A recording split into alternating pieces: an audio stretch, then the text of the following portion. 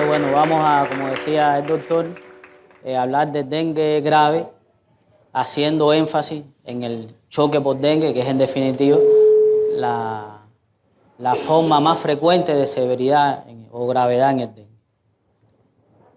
Bueno, comenzamos repasando nuevamente la definición de caso en dengue y dengue grave, y nos enfocamos en el dengue grave, en estas tres situaciones. Vamos a ponerla un poco más esquemática, que son escape de plasma, daño de órganos y hemorragia severa. Escape de plasma que lleva al choque por dengue. Ahora, ese escape de plasma, resumiendo la primera charla, por diferentes mecanismos, principalmente de tipo inmune, se produce un aumento de la permeabilidad del endotelio capilar que lleva a una consecuente salida de plasma y por lo tanto hay hipovolemia, y si el mecanismo continúa puede llevar al shock. Ahora, esta salida de plasma, por supuesto, se expresa clínicamente. Todos estamos repasando lo que hemos dado en las charlas anteriores. Algunas manifestaciones que aparecen al final de la fase febril o en la propia etapa crítica se producen como consecuencia de esa extravasación de plasma y son los denominados signos alarma. O sea, los signos alarma no son más que la expresión clínica de esa extravasación de plasma y se consideran signos alarma porque preceden a la inminente aparición del choque, horas e incluso días antes de que el mismo se presente. O sea, anuncian la llegada del choque. Como decía el doctor Clever, son signos de alarma para alarmar al médico, alarmar al asistente que está atendiendo al enfermo, no para alarmar al paciente, no para decirle, usted tiene un signo de alarma, corra. No, el que tiene que correr es el médico. Y volvemos a la clasificación, fíjense qué útil es, donde entran aquí los signos de alarma. Ahora, ¿qué ocurre en ese endotelio que se produce un aumento de la permeabilidad capilar? Bueno, miren, lo que ocurre es un daño que es totalmente funcional. No hay una destrucción como tal del endotelio, como ocurre en otras o en otro daño tisular que lleva a choque. Por lo tanto, lo que ocurre es una abertura que es muy temporal, como ya habíamos dicho. O sea, lo que ocurre es un proceso totalmente funcional y por lo tanto es reversible. Y además de ser reversible, ese trastorno funcional es muy temporal. Entonces, ¿es evitable o no? Si logramos mantener con vida al paciente en ese tiempo, por supuesto que lo vamos a recuperar. Ahora, es así el choque, es así lo que ocurre en el endotelio. Pero estamos en un terreno que se llama, o sea, en el contexto de una enfermedad que se llama dengue, una enfermedad sistémica, una enfermedad grave o potencialmente grave. Y por lo tanto, a pesar de todo, de ser tan bueno, pero muy rápidamente puede convertirse en un complejo evento de muy difícil manejo, lo que me preguntaba la doctora. O sea, da tiempo, pero a la vez es un tiempo que hay que identificar cuándo es que tenemos tiempo todavía. O sea que el shock, sin lugar a dudas, es evitable. ¿Por qué? Porque aparece al caer la fiebre. O sea, el médico sabe cuándo va a aparecer. El daño es funcional y temporal del endotelio y además avisa mediante los signos de alarma. Pero bueno, si a pesar de todo esto el choque se presenta, a pesar de todas las facilidades que nos da la patogenia de la enfermedad, o porque el paciente llegó tarde o porque fuimos incapaces de detectar esta cascada sintomática, bueno, ¿qué hacer? Bueno, primero, hacer el diagnóstico de choque por dengue. A partir de ahora todo esto está bien, esto es extraído textualmente de la guía que estamos discutiendo en este taller. Bueno, primero, para decir que es un choque, hay un enfoque práctico en el adulto, la tensión arterial menor de 90 milímetros. Se estaba discutiendo el caso del doctor Clever. Sí, que si la tensión arterial media, que si multiplicado por 2, por 3, por 4. En la práctica, una persona con 100 y 75 y sin ningún trastorno hemodinámico, ese paciente no está en choque. No hay que romperse tanto la cabeza a veces, ¿no? Hay que ser un poco práctico, pues. Hay una fila de pacientes atrás también. O sea que desde el punto de vista práctico, esto es un enfoque muy seguro. O la hipotensión arterial, según criterios para la edad del niño. Que por supuesto, los niños tienen otro enfoque. Otro elemento para decir que el paciente puede estar en shock es lo que se había dicho, la tensión arterial diferencial de 20 o de menos. Hay signos de hipoperfusión manifiesta, que ya es el shock clínico como tal, que eso es muy fácil de diagnosticar, el llene capilar lento, paciente frío y sudoroso, el pulso filiforme y alteraciones ya que denotan hipoxia cerebral. Sin embargo, en las etapas subclínicas, lo que hablábamos en la conferencia inicial del choque compensado, hay otros elementos más finos que podemos buscar, como es la frialdad en guante y bota, lo que se llama gradiente térmico. El paciente está frío en las extremidades o en las extremidades extremas, ¿no? Y hacia el centro tiene una temperatura normal. Ese gradiente térmico es un hábito que tienen los médicos que atienden dengue, ¿no? Lo primero que hacen es mirar la mucosa del paciente y tocarle las piernas. Si está caliente la pierna, bueno, ya te calmas un poco. Pero si está fría, hay que empezar ya a buscar TA y todo lo demás. Y bueno, si tienes una gasometría, la hipoxemia. Sí la tiene. Hay otros, otras herramientas de laboratorio que deben utilizarse si es un paciente tan complejo, pero que no son imprescindibles para iniciar el tratamiento. El hemograma, por supuesto, en fases iniciales, hay algunos pacientes que queman etapas y pueden hacer choques en fases todavía que hay viremia, sobre todo los niños. Se puede hacer el PCR, la NS1, o sea, pruebas moleculares para diagnosticar la enfermedad, y ya en otras fases la IgM o la IgG. Están aquí porque debemos decírselo, pero insistimos, no es necesario el diagnóstico de laboratorio para manejar el caso. Y otras pruebas, según el órgano afectado, por supuesto, es un paciente con un potencial daño de diferentes órganos, se le debe hacer transaminasa, los gases arteriales, electrolitos, etc. Electrocardiograma, si es posible un ecocardiograma, por la posibilidad de alteración del miocardio en estos casos que ya las hemos referido ya. Ahora, lo mismo que decía el doctor Kleber, obtener un hematocrito antes de hidratar al paciente. Bueno, eso es si lo tenemos ahí en la mano, pero no hay que esperarlo para empezar a hidratar al paciente. No se debe perder tiempo en pedir un hematocrito y mucho menos en esperar su resultado si ya clínicamente el paciente está en shock. Bueno, el ABC de todo paciente grave, los signos vitales cada 15 o 30 minutos. Si se decía que el tratamiento es enzimático, bueno, aquí es más que enzimático, es más que encima del enfermo. Oxigenoterapia, por supuesto, para mejorar la perfusión tisular periférica, y ya iniciar soluciones intravenosas, principalmente con cristaloides.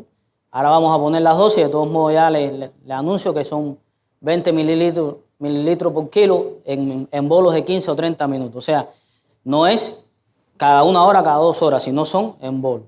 Y en embarazadas y mayores de 65 años, por supuesto, que la dosis debe ser menor, en este caso la mitad.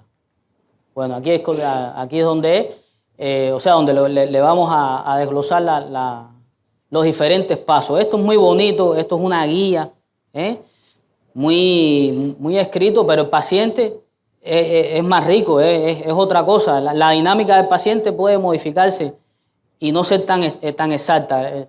La guía, por supuesto, que ayuda mucho, pero quien define es el enfermo, quien va definiendo lo que se hace o no se hace. Por supuesto, si lo ideal es ingresarlo a una unidad de cuidados intensivos y, como le decía, comenzar con esta dosis para tratar de que el paciente se estabilice desde el punto de vista de su tensión arterial. Si mejora, se baja a la dosis de 10 mililitros por kilo en 1 hora. ¿Se recuerdan esa dosis? Esa dosis fue la que se refirió el doctor, a la que se refirió el doctor Kleber, en el caso que tiene signo de alarma. Cuando empieza el signo de alarma, esta es la dosis que se utiliza. Si hay mejora clínica y del hematocrito, bueno, se va graduando de manera progresiva, siempre con soluciones cristaloides.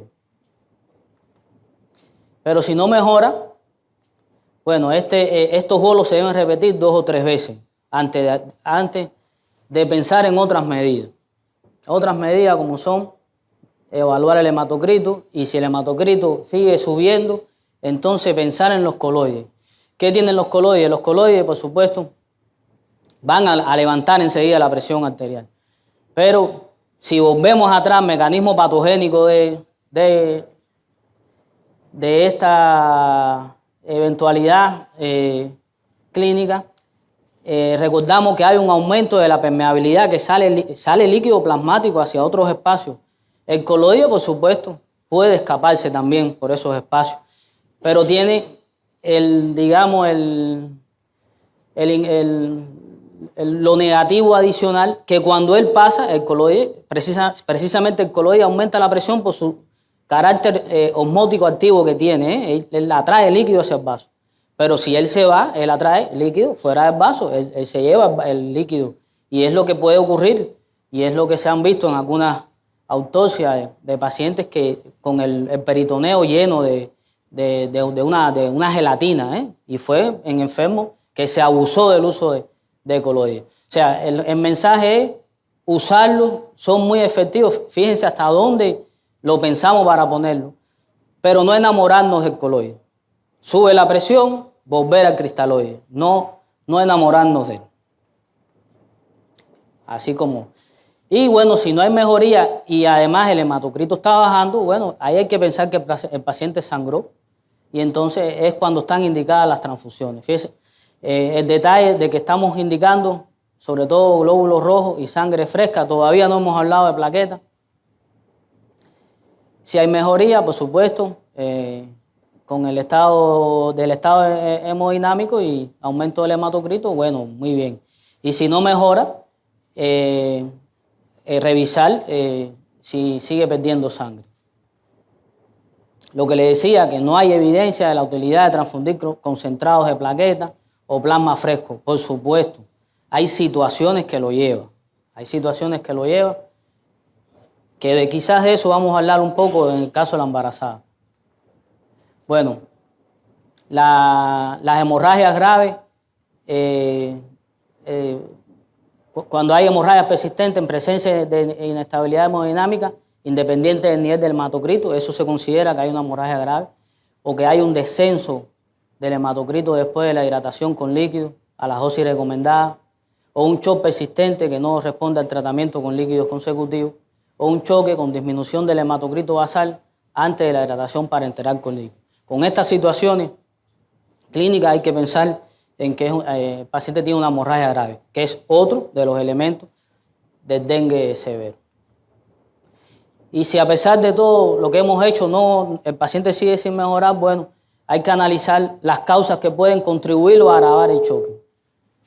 La hipovolemia causada por la pérdida de plasma, bueno, lleva a un aumento de la viscosidad de la sangre y por lo tanto provoca una circulación enlentecida, y esto hace, perpetuar el mecanismo patogénico. Los vómitos y las diarreas que puede tener el enfermo constituyen pérdidas adicionales y hay que tenerlas en cuenta.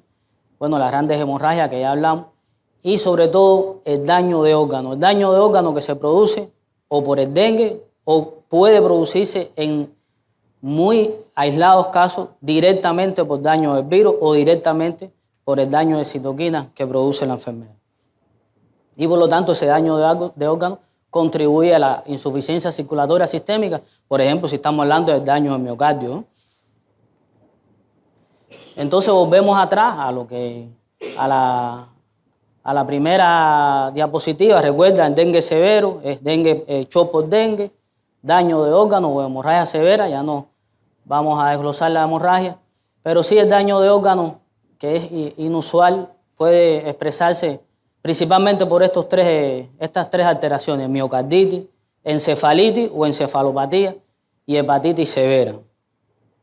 Ahora, ¿qué hacer con con esto, en estos casos, bueno, la guía llega hasta ahí, porque a partir de ahí tenemos que auxiliarnos de otros especialistas. Ya se convierte en un escenario muy complejo y por lo tanto tiene que ser el manejo multidisciplinario. Siempre debe ser clasificado como dengue grave y siempre se debe mantener en una unidad de cuidados intensivos, como es lógico.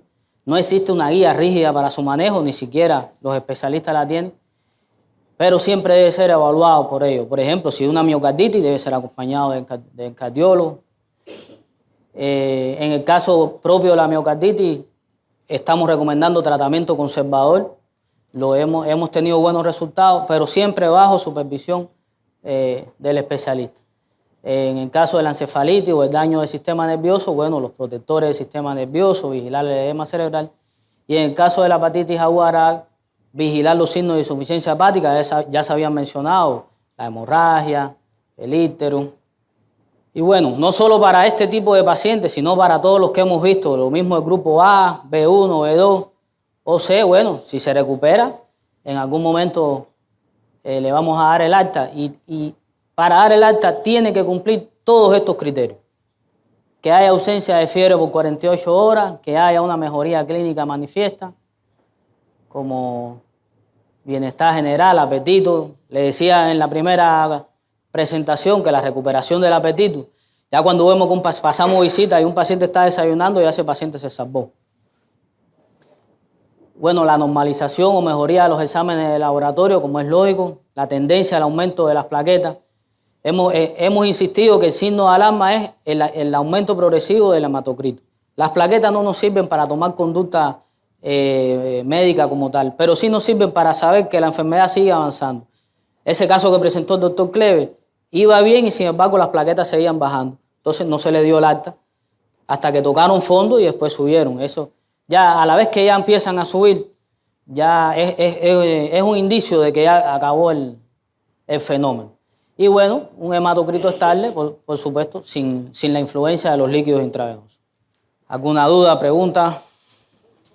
En estos casos, ¿los trombos tienen algún significado en el sangrado, complicaciones debido a su disminución progresiva? Los trombos. Trombocitos. No, bueno, a ver. Por supuesto que siempre la trombocitopenia es un fenómeno que se adiciona a este escenario tan complejo de síntomas, pero no está relacionado directamente con el mecanismo patogénico de la severidad. El mecanismo patogénico de la severidad, insistimos, es el aumento de la permeabilidad del endotelio capilar. Las plaquetas disminuyen por muchos mecanismos, sin número. El más importante, que el mismo dengue hace que se produzca una respuesta de anticuerpos que son similares a los anticuerpos del organismo. O sea, hay autoanticuerpos plaquetarios. Y sí, si es un paciente severamente grave que comienzan a disminuir las plaquetas, puede tener más tendencia a sangrar. Pero no es el elemento medular para tomar decisiones. Incluso las plaquetas, cuando las administras para tratar de levantar el nivel de plaquetas, estás provocando que ese mecanismo patogénico, esa tormenta de citoquina que referimos, aumente, porque estás poniendo productos hematológicos y entonces le estás echando leña al fuego, como se dice. La doctora, creo. A mí me preocupa, ¿verdad? Mi experiencia clínica es con el paciente adulto. En el paciente adulto mayor, especialmente el que está por encima de 65, estas recomendaciones me parecen un poco agresivas, especialmente el uso de coloides, porque los pacientes se van en fallo cardíaco y se van en edema de pulmón. ¿Es la recomendación la misma o se debe usar normal salina? No. Porque volvemos, a mí se me hace un poquito difícil hacer ese tipo de recomendación de esa cantidad de líquido. Claro. Por suerte, quizás es una protección natural. Los adultos mayores no hacen un dengue tan severo. Lo que pasa es que siempre el dengue en los adultos mayores anda acompañado de las cosas que ellos tienen, de diabetes, de hipertensión, y eso es lo que lo hace más complejo. Pero el mecanismo patogénico es difícil de ver precisamente porque ya la capacidad de respuesta inmune de esa persona no es igual a cuando era un joven que tenía una reacción mayor, una respuesta mayor de citoquina, etc. Es una protección, pero si el paciente cae en shock, hay que sacarlo de shock. Claro, hay que cuidar. Es lo que le decía, una guía es una guía, pero la vida es más rica que la guía, hay que ajustarse a cada. No obstante, tenemos 2 o 3 diapositivas del adulto mayor al final de la. Podríamos decir entonces, así como la cardiopatía isquémica o los infartos agudos al miocardio con presentaciones atípicas en pacientes femeninas o de edad avanzada o que están tomando betabloqueadores. Podríamos decir que en el caso del dengue, las manifestaciones clínicas que podríamos ver en las personas de la tercera edad o en adultos mayores podrían ser un poco más benignas, pero a la vez podríamos tener presentaciones atípicas. Por supuesto, claro que sí. El adulto hace eso precisamente. Las edades extremas, el niño muy pequeño y el adulto muy mayor, hace eso, hace sus características propias de responder a no solo al dengue, a múltiples enfermedades, lo mismo infecciosas que no, hacen formas atípicas de la enfermedad. Ahora, no creo que el infarto sea una consecuencia del dengue. Quizás, digamos, el terreno dengue condicione que pueda aparecer una cardiopatía isquémica, pero no es el mecanismo preciso, ¿no? Exacto para que se produzca una cardiopatía. Todo lo contrario, es un paciente que tiene tendencia a sangrar. Como experiencia personal, hemos encontrado en pacientes con dengue que presentan unas hepatitis más severas de lo esperado. Hemos encontrado a veces cuadros de hepatitis C no diagnosticados en estos pacientes. Entonces, podríamos tomarlo en cuenta a la hora. Hay que tomarlo en cuenta. La comorbilidad con otras infecciones es algo muy relacionado con la severidad e incluso con la mortalidad. Siempre el dengue, siempre, da un daño hepático. Quizás un poco más ligero, quizás un poco más severo, quizás con traducción de laboratorio, quizás con traducción clínica, sí o no. Pero es parte de los órganos diana de él. El sistema retículo endotelial, de forma general, es el órgano diana del dengue. Y entonces el hígado, por supuesto que está afectado. Si es un hígado se afecta, previamente afectado, el daño puede ser mayor. Nosotros tuvimos un caso de coinfección con hepatitis B, con un manejo muy complejo, que estuvo a punto de fallecer incluso.